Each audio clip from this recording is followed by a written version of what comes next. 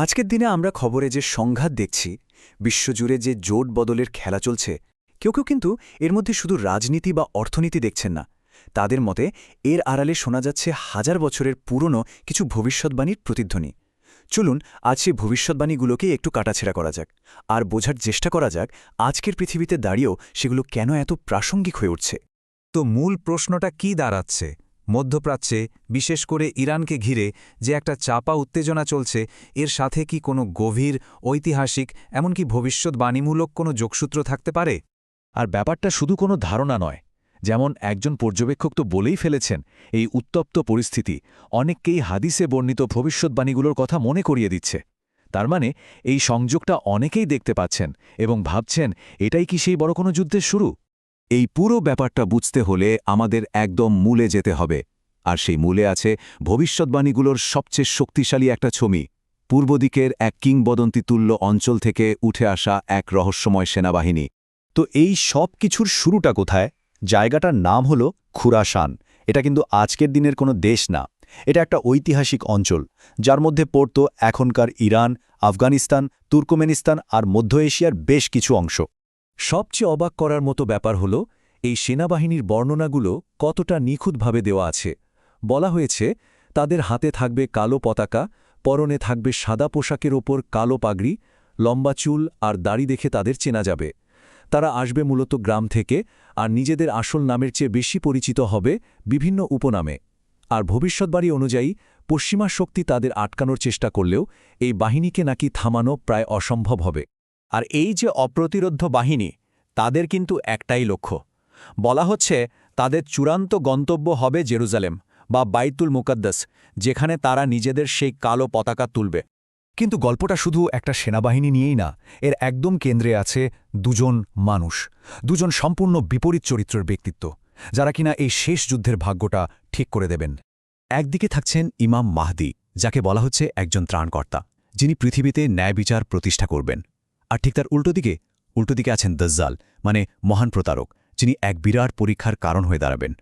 ৭০,০০০ দেখতে সাধারণ একটা সংখ্যা মনে হলেও ভবিষ্যৎবাণীর বইগুলোতে এর একটা বিশেষ এবং বেশ অশুভ তাৎপর্য আছে।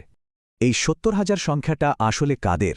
হাদিস অনুযায়ী এরা হল দাজ্জালের সেই অনুসারী, যারা আজকের ইরানের ইস্ফাহান শহর থেকে তার দলে যোগ দেবে। একটা নির্দিষ্ট শহরের নাম উল্লেখ থাকাটা কিন্তু ব্যাপারটাকে আরও গভীর করে তুলেছে। বলা হয় এই সব ঘটনা, এই সব চরিত্র সবকিছু গিয়ে মিশবে একটা চূড়ান্ত যুদ্ধে, এমন এক যুদ্ধ যার ভয়াবহতা হয়তো কল্পনাও করা কঠিন। এই যুদ্ধের যে নাম, সেটাই এর চরিত্রটা বলে দেয়। এর নাম আল মালহামা। এর মানে কি জানেন? মহা হত্যাকাণ্ড, কিংবা আরও সহজ করে বললে কসাইখানা। কিন্তু এত বড় একটা যুদ্ধ শুরু হবে কি করে? ভবিষ্যৎবাণী বলছে এর শুরুটা হবে একটা জোট দিয়ে, মুসলিম আর রোমানদের, অর্থাৎ খ্রিস্টানদের মধ্যে। তারা একসাথে মিলে এক শত্রুকে হারাবে। কিন্তু বিজয়ের পর কৃতিত্ব নিয়ে একটা ধর্মীয় বিবাদ থেকে সেই জোট ভেঙে যাবে, আর সেখান থেকেই শুরু হবে সেই সর্বনাশা যুদ্ধ। আর এই যুদ্ধের সৈন্য সংখ্যার যে হিসাবটা দেওয়া হয়েছে, সেটা শুনলে সত্যি অবাক হতে হয়। বলা হচ্ছে ৮০টা আলাদা পতাকার নিচে প্রায় ১০ লক্ষ সৈন্যের একটা বিশাল খ্রিস্টান বাহিনী এই যুদ্ধের জন্য জড়ো হবে। ভাবুন একবার, প্রায় ১০ লক্ষ সৈন্য। এই যুদ্ধের ভয়াবহতা বোঝাতে ধর্মগ্রন্থের একটা উদ্ধৃতি যথেষ্ট। বলা হয়েছে ১০০ জনের পরিবার থেকে মাত্র একজন বাঁচবে। আর যুদ্ধক্ষেত্রটা এতটাই বিষাক্ত আর ভয়ঙ্কর হবে যে তার উপর দিয়ে উড়ে যাওয়া কোনো পাখিও নাকি আকাশেই মরে নিচে পড়ে যাবে। এতক্ষণ তো আমরা পুরনো ভবিষ্যৎবাণীর কথা শুনলাম, কিন্তু আসল প্রশ্ন তো হল আজকের দিনে দাঁড়িয়ে মানুষ কিভাবে এই লেখাগুলোকে ব্যাখ্যা করছে, বর্তমান ঘটনাগুলোর সাথে কিভাবে মেলাচ্ছে। এখানেই কিছু পর্যবেক্ষক বর্তমানের সাথে অতীতের যোগসূত্রটা খুঁজে পান। যেমন ধরুন, খোরাসানের সে কালো পতাকাবাহী বাহিনী, কেউ কেউ এর সাথে আফগানিস্তানে তালেবানকে মেলান, যারা প্রায় ৫০টা দেশের জোটের বিরুদ্ধে লড়েছিল। আবার ইস্ফাহানে দাজ্জালের অনুসারীদের ব্যাপারটা, ওখানকার ইহুদি সম্প্রদায়ের উপস্থিতির মধ্যে এর ছায়া খোঁজা হয়। আর সেই মহাযুদ্ধের প্রেক্ষাপট হিসেবে দেখা হয় মধ্যপ্রাচ্যের আজকের ভঙ্গুর আর সব সময় বদলে যাওয়া রাজনৈতিক জোটগুলোকে।